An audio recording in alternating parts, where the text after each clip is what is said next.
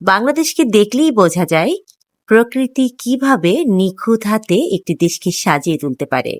বাংলার মাটি জলে বাতাসে মিশে আছে এক অদ্ভুত মায়া, যে মায়ার টানে বিদেশ গেলেও আবার ফিরিয়ে আনে। তখনই মন খারাপ হয়, বাংলার গ্রামীণ স্নিগ্ধতা মনে পড়ে। মাটির বাড়ি, পুকুর পাড়, আমবাগান যেন প্রকৃতির থেরাপি।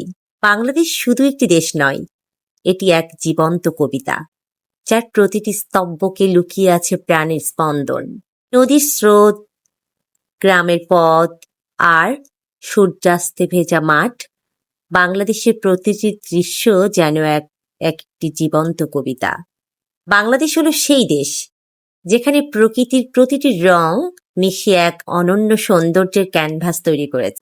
পৃথিবীর অনেক দেশ আছে, কিন্তু বাংলাদেশের মতো গ্রাম্য শান্তি ও প্রাকৃতিক অপার সৌন্দর্য খুব কমই দেখা যায়। পাহাড়, সমুদ্র, নদী আর কৃষকের হাসি মাখা মুখ, এটাই বাংলাদেশের আসল সৌন্দর্য।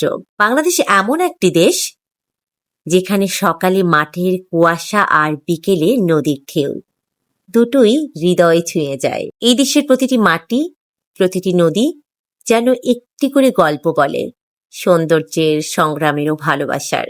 বাংলাদেশ শুধু চোখে দেখা যায় না, বাংলাদেশ হৃদয়ে অনুভব করতে হয়। যারা বলে বাংলাদেশ ছোট, তারা কখনো এর প্রাকৃতিক সৌন্দর্য আর মানুষের বিশালতা দেখেনি। প্রকৃতির যত রং, বাংলার মাটিতে ঠিক ততটাই প্রাণ। এই দেশ স্বপ্ন দেখায়, ভালোবাসতে শেখায়। বাংলাদেশের সবচেয়ে বড় সৌন্দর্য এর মানুষ, সহজ সরল হাসি আর আতিথেয়তায় ভরা। এই মানুষগুলো তো আমাদের গর্ব।